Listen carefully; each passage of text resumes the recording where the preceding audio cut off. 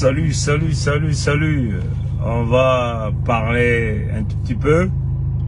On va d'abord écouter ça. On est toujours dans les contextes de la réflexion. Tu vas faire quand même Ali, papa, Ali Noko, Ali Noko, n'a pas toujours souci. Tout ça, quand même, le respect, n'a pas politesse, moi, bon, bisous le là, n'a été. Tant que bien, vous autres, avez vélo, vous autres, avez moteur, télévision, presque tout. Le lot courait comme il a les canards, tout comme la main m'a dit, tu commences à la tout. Il faut un tel, il faut un tel. Ndenge bazoko ça bien dans les réseaux sociaux. Si canal le bangabino, ceux qui le lot awa pouvoir le longler dans le nord et qui dans le sud. Biso tokokima wapi. Tana ba mbonga ba avion bien banami. Parce que l'homme décide mauvais. Pas vrai mauvais. Ngana zone le ba on a poto kuna ba le bakabiso ba finira même biso. Bon mo tia Benoît batatna ba mama ba mpangi ya beto betke solo la mwa banzonzolia na nswalo nyonso na monukutuba mpenda lumputua bon muge bula diaka mwa banzonzolia ya mboshe ya mekuizonza waya mboshe mekuiza indexé beto comme la lekana to komo mela mai manilo tu commences la tout yo kanisi lelo ndenge bino boloba il faut un tel ndenge bazoko ça bien dans les réseaux sociaux tikana lo bana bino ceux qui le lot awa pouvoir le longler dans le nord et qui dans le sud biso tokokima wapi tana ba mbonga ba avion bien banami parce que l'homme décide mauvais pas vrai mauvais ngana zolo ba bango na poto kuna ba le bakabiso ba finira même biso ngana bon banzonzole muzak benyos ben metal déjà yao yagana ko circuler partout c'est que muge sala muge fokaka tomabile moteur ya muge fungul mo awa ça met solo len mo na nswalo bon muzak banzonzole ya ben meku waya déjà ben metal yao yakana ko kwenda ka na inza ya mvimba bat nyonso kena kutala yao bat nyonso kena kuzonza samna yao bon benza ke babimia ileba ke sala yao yake ba parole contrôlée hein yake banzonzolo ina banchi ankadian pe mutanto mukuyu me travailler te tiao na babinzambi bao yin ba ke mansa ku travailler na babinzambi bao ba me sola mwa muntu me kuzazonza ndinga yai hein ba me sola muntu me kuzazonza ndinga yai il me comprend il m'a que sola ka muntu na kuzazonza ndinga yai il y a que calculer, hein? Bimnios qui calculer, hein? Mais bête mais assumer, façon que Benzaba bête assumer que Nantangu bête banda mambia bête qui yenga banya Souda, Fédération ya Congo, bête assumer que si yao. Il m'a que ça zonzi bête que non, bête que n'antime imbi, bête que ba tribaliste. Hein, parce que batu bila bête aussi bête assumer bête maison que na contre canaille bête que ba tribaliste bête mendima bête que tatamana na nzile bête ya yenga banya Souda na kwa ntungi nzo bête ya mona insi ya bête ya mona insi ya bakongo aben me comprendre bête assumer kia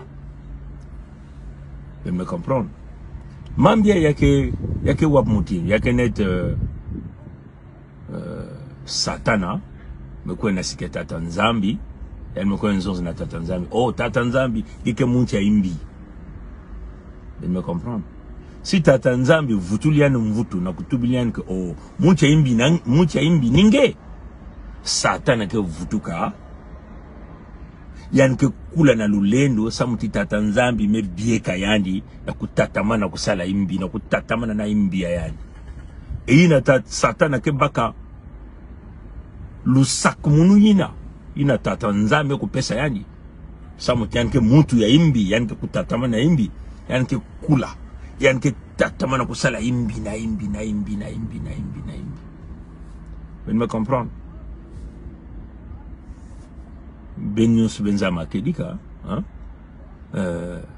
ni yibi ni bao ni bake na kufua beto ni bake na gacha banto cha beto ni bake na tubake bancha imbi ni beto mais si ben vutul ba mvutu yake ti ben me sukulu bao ben me sukulia na diambi ya mbote na mutindi ya mbote ben me vutul ba yao et ni men que vous trouvez si ben tout ka habet que ve bancha imbi ni beno ben me sukul bao ben me pes bao lu sak muno mutinu façon me bakli beno moi qui fwani ni ya satana me ko ental tata nzambi yan me tu na tata nzambi mucha imbi ninge tata nzambi zaba makedika hein yani zaba makedika nyos si tata nzambi tu bati ve mucha imbi ninge satana yake ku tata nzambi kana ku bieka kadiaka satana hein ben me comprendre donc si bête aussi hein mutin me mettait là moi bampang ni me sala bamvutu kuna pas quelque chose que sukul banzuti ba ko sukul bobote ba mambie ke bana calculer si ben ngetala ba bancha ba ke baskaka yake ba bancha nsiba ni yandi ni ba ine salade projet ya pacte ya ba ya le nord ba ine ke yina ba Congo ben me comprendre ba nsiba ni ba ine ke yina ba Congo ya mu nsiba ba me fils na kuzonzo mambie mais mambia ke calculer na mambia ba na ba dimension ba ya be binzambi na ba dimension ba ya kimpeve sa ba me kuzi yao sa mo beto ba Congo baka sukula bao pesa ba yao lu bieko lu salusu sa ba kuzi ya kuba ya ngolo ta kufa beto maintenant mvuti ya bet na baka ni yai bet ba Congo bet mendima ki bet ke banti ya imbi bet que foi ben voulait que foi na banto chabet ben kwaya bien bet mendima bet que bancha imbi du kun bet que na tubila ben yaou ben basina ka chabanto chabet mais combien nous autres ku basika mark bet ben ku foi beno bet que foi ben na mutindi ya imbi mfulu la imbi ben waya mbote mote hein bet que na tubila dia ben ya bet mendima bet que bancha imbi et bet que sukul benve hein bet men dimtini bante mbi ni beto ni kun betu bla beno ben baskina banto cha beto mais combien que vous sala intungolo hein banto ya kusemwa kote ben ku diaka kote ben na ku diaka ben na ku nyeni naka ben na ku trati ba in maguzo banto tinki bizobia bao bet me tubil ben baké ben batte le nord ben nyonstu sans exception ben ba moshi betke bokla ben ba moshi de toute façon ben banya zulu bantia zulu kubana bateke kunya le plateau bantia nsiba ti na zulu kune na la sanga kune benyos tout bantia cuvette bantia ba plateau benyos tout à partir de les fini ti na zulu bet mendim na compte kanai betke na ntim ya imbi mais betke na tubila beno basika na malem na banto chabeto mak betke banko kwang ben ba intu yavano beno banya beno ba yibri ben mesana kacha makandi betke la kisbeno ti wi yin ke banto chabeto betke kwang betke saka beno zaba yao vous me comprendre nsiba Florent bengi kunas ben bani sakana ba kunu chabeto hein mais muka bukla ba kunu tu veux muka bukla ba commerçant ba une messal mumbung na beno na kufwa ba bancha beto ba une mepes ben louvé ya kusos ku bak banto chabeto na kusos ku tegis banto chabeto bebe nous zona ba nsiba faso ka beto zonza na itwa Bruno ba nsiba ina le betke simbao betke zengba makulu betke zengba ba mimbanga ya bao betke zengba ba intu ba betke zengba makulu betke tsakwa na basoka ni basone ke vana ben me comprendre donc betke bena kusakana na beno ben me comprendre ni faso betu la beno ben basika betke nanti membi bet men dimia na compte kanai betke ba tribaliste bet men dimia na compte kanai bet me tubil beno ben basika maintenant ben basika hein si ben sos ku kendir kimfumu ben ko kendir yawo na kacha ba makandi ya beno hein panda banto cha ba Congo ben me comprendre donc benin ngam na kabla ba video na ben que sos ku pes ba réponse na ku se justifier ben que nan sa ku se justifier ve hein si ben se justifier ben que na ku pesa ben que na vutula ba lulendo na zulu beto na ku tatam na imbi faso betu la beno bilumu lutaka ti libengeliati ya satana ke manana kilingi ler ngoliati yake kukulaka ha ngoliati yake kukulaka ina yanke na kuyoka chia kena kuyoka kwani ti yake na kubaka kwan me yake motive e kwan ti angolo ve satan ke vena kilingi me le ti yake na kula ngolo yake na kumangolo lulende ti yake na kumangolo satan ke na kilingi parce que yanza ke yake na kukalingaka yake na kuyokaka yake na kumisa bet mutindi kala yake na kumisa ba bank news ke na di benglatia mutindi kala do baba mboshi bake na bancha Zulu luzinga banyonso na kutula tia na bakongo kutula tia na bakongo kele iki kufwa beto na ba mutini nyos benzaba kufuisisi nsatu kuyiba mbongo ya beto kusala mambi ya bukento na ngolo na bibusi ya beto na bankasi ya beto ya babakal mpe parce que parce qu'on a sala ka na nzile manima me comprendre ku bingisi ba mambi ya beto na ba inzo ya bao ku yok beto na kati ya bamfinda ba l'hôpital beto ku mwangisa ba nzile ku sala ku beto mo kuma kufuta yao me comprendre yini bansalulu ya bao bame mwangisi ba bisalu bame tula kukuamisa ya kulutila betke na kati ya dibengeli ya tia me comprendre kondole ya maza bampasi ya mutina babisani oskani ba ndingi ya bet petine nzonzi diave même ba mo mi pele ya luvunu me ku yaula bame tout que ba commencer katume bandingi ya bakongo na kati ya dibundi ya ba mi pelo me comprendre donc yina bakena kusala ya mingi yina betke na kuyaulaka yake na kukulisa lulendo abao na zuli ya beto me comprendre mais no beto tuil bao façon munche me kuisonza ame tubka beto bantu ya bet bakongo betke bantu ya imbi bet mendima betke bantu ya imbi betne sukuli ya bave mais vite me tum na bao betke bantu ya imbi ben basika ben na bantu ya bet na malembe mais comme kana manga ku basika betke la kismi no bao imbi ya beto betke fwaba na mutindi ya imbi ben ko na comprendre betke zenga kwa makulu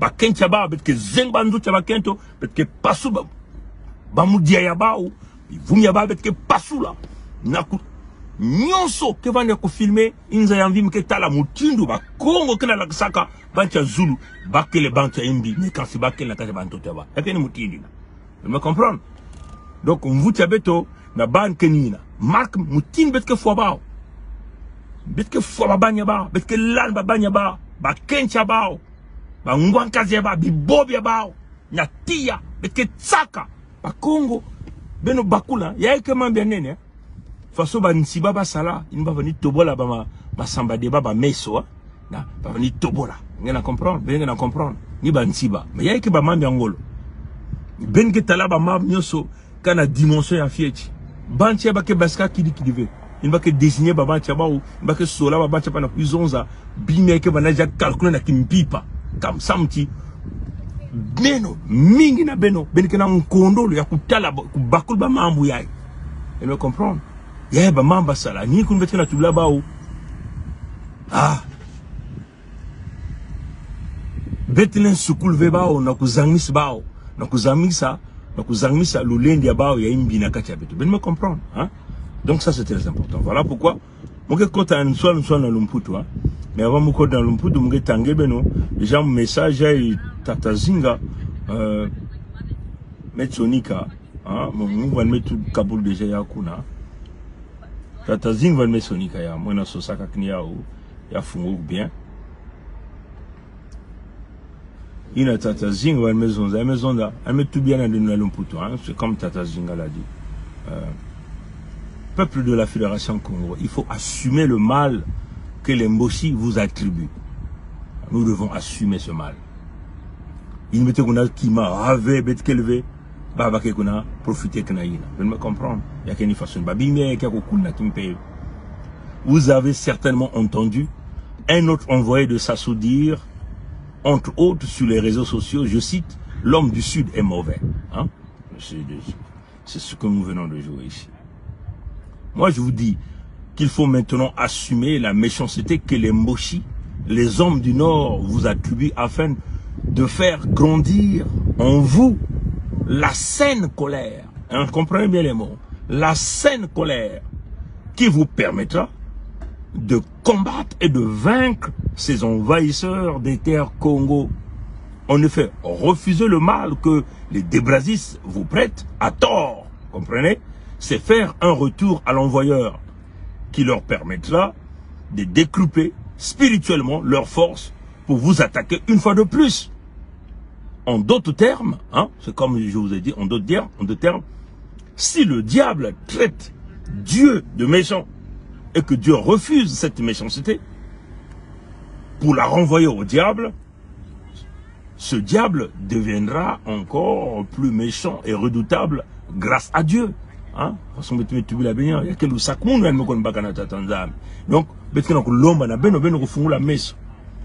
nous devons ouvrir les yeux. Du moment où l'Emboshi vient de dire, hein, l'homme du Sud est mauvais, c'est des paroles calculées. Déjà calculées, travailler dans leur loge, et on envoie donc des ballons d'essai. Les gens qui viennent donc jeter ça à nous. Souvenez-vous qu'on a l'habitude de vous expliquer ces choses-là plusieurs fois. La fois dernière, on vous a expliqué les politiques pratiquées par l'Emboshi de 2 sorts, 2 rentrent, 1 qui sort. Hein? Et ça aussi, c'est la même chose. Donc, ils viennent avec ce ballon d'essai. Tout en sachant que c'est une fausse accusation. Hein? Parce qu'eux, ils se nourrissent sur nos terres. Hein? Ils ne vivent que grâce à nous. Ils ne vivent que des ressources naturelles qui ressortent des terres Congo. Tous passent toute leur vie sur nos terres. Toutes les richesses qu'ils ont amassées, qu'ils ont construit dans leur petit village ou des biens qu'ils ont accumulés à travers le monde entier, c'est avec de l'argent qui ressort des ressources naturelles du Congo. Comprenez? Donc, quand ils viennent donner cette fausse accusation, nous devons l'accepter, nous devons l'assumer. Nous ne devons plus dire non, non, non, non. Parce que si vous dites non, nous ne sommes pas mauvais, mais vous leur donnez le pouvoir, vous leur donnez la bénédiction de continuer à damer sur nous. Et là, ils reviendront encore plus redoutables et plus forts. C'est clair. Donc, nous ne devons pas continuer à laver ces gens-là.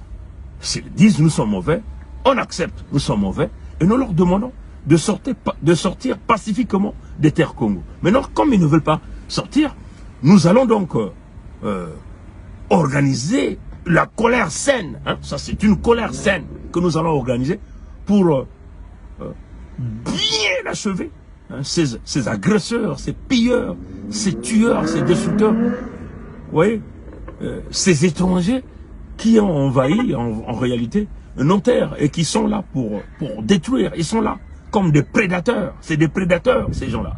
On est en face des animaux, les nordistes. Je le dis, c'est l'ensemble d'eux. Comprenez ça? On a entendu les audios là-bas, des gens commencent à venir dire non, il faut qu'on s'unisse maintenant. Le problème, c'est seulement Sassou.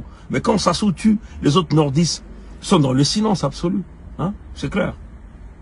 Ils sont là en train de bénir les crimes réalisés par les Mboshi sur les terres Congo. Comprenez ça? Alors moi, Mikaya Pongi, j'accepte que je suis un fils Congo et je suis mauvais. Et je vous montrerai que je suis mauvais. Je serai mauvais envers vous, les ennemis, les prédateurs, les destructeurs. Comprenez? Vous, les sanctions, vous vous accrochez à nous. Donc nous vous demandons de dégager. Maintenant, quand vous ne voulez pas dégager, la manière dont nous allons vous fracasser, et ça sera filmé.